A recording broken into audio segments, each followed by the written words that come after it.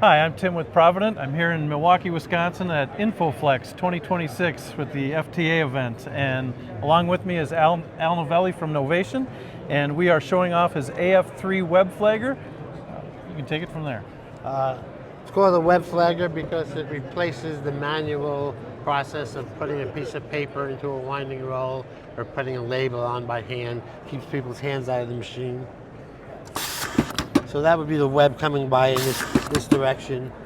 And the machine deposits a pressure sensitive label where the adhesive is deadened on the portion that hangs off the edge of the web so it doesn't stick to either rolls or stick to itself when the roll's put in inventory.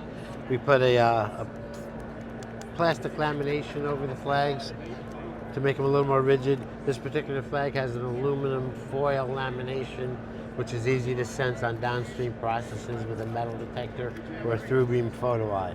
It can accept a signal from any kind of inspection device, or it can be press a button manually to apply a flag. This is the entire machine. It's not just a demo machine, that's exactly the size of the machine. We have two versions, which are mirror image, because depending on where it mounts on the press, one version may be easier to load new rolls on than the other one. But that's it.